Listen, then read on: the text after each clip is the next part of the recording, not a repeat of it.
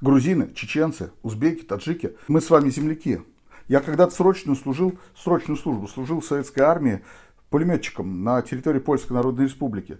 И там, в Польше, в то время были политические волнения, и поэтому нас вообще не отпускали ни домой, ни в отпуск, ни в увольнительную за пределы воинской части.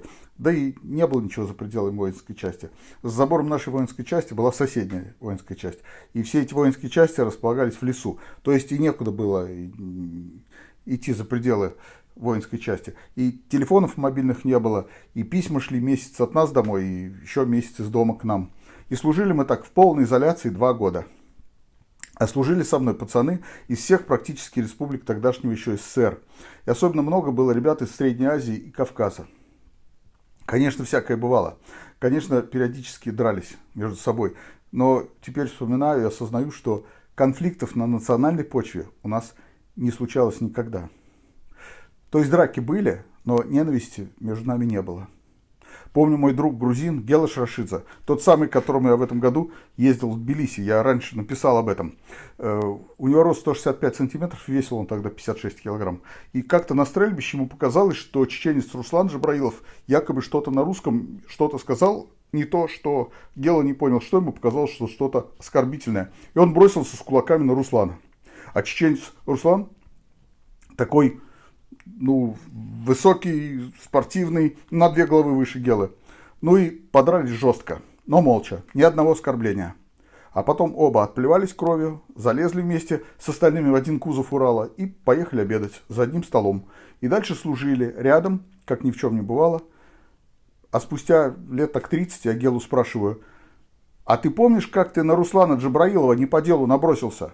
А Гела говорит: а Джабраилов такой молодец, такой боец, такой хороший парень. Я напал на него, такой был дурак я. Джабраилова спрашиваю: ты помнишь, как с Гелой в кровь дрались?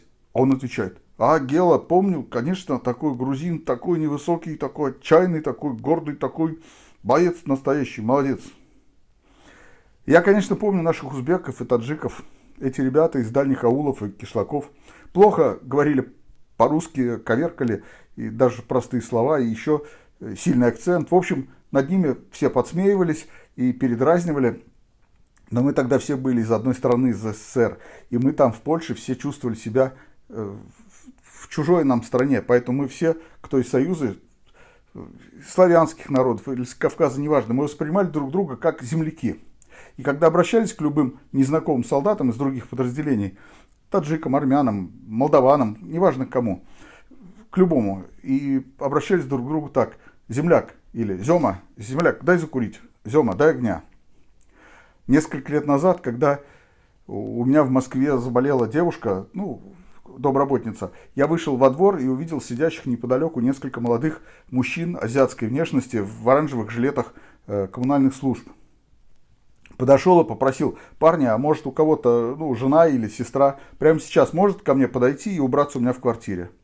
И тут один из этих парней вскочил: а вы же на 2-м этаже живете, сейчас жена с сестренкой подойдут и все сделают. И у меня чуть не вырвалось по привычке, как когда-то в армии, чуть не вырвалось сказать: спасибо, Зема, выручил. Я всегда с теплотой отношусь к воспоминаниям о нашей юности.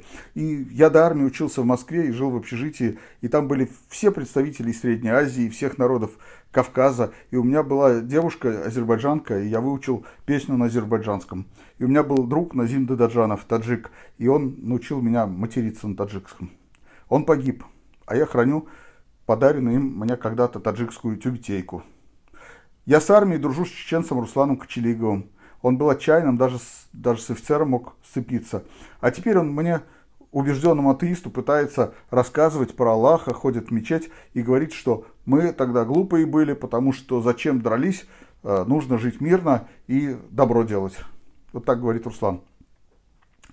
Месяц назад я гостил у моего армейского друга Гелы Шрашидзе, того самого грузина из Тбилиси. И пока я у него жил в Тбилиси, его напарник по работе напился и на работу не вышел. И Гелу сильно подвел. Но когда я спросил: Гела, зачем тебе такой ненадежный напарник, если он тебя подводит? Гела ответил: знаешь, Темо иногда напивается и по работе подводит, но он такой хороший человек, у него такое большое сердце. Если тебе будет нужно, он возьмет свое сердце и отдаст тебе. Вот такой ты мой человек. Поэтому, да, он иногда много пьет, потому что он слабый. Но мы все чем-то слабые, а его я прощаю, он человек, потому что очень добрый. Я когда такое слышу, я понимаю, почему я дружу с Гелой. Это у него самого такое большое сердце. Я люблю людей, у которых такое сердце, которые умеют дружить, которые на агрессию могут ответить такой добротой, что агрессор может вдруг сказать: блин, я что творю, я что, совсем урод конченый?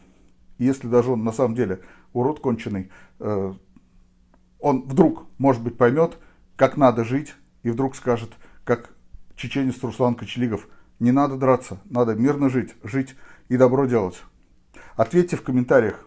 Мы же все на одной земле живем, значит, мы все земляки.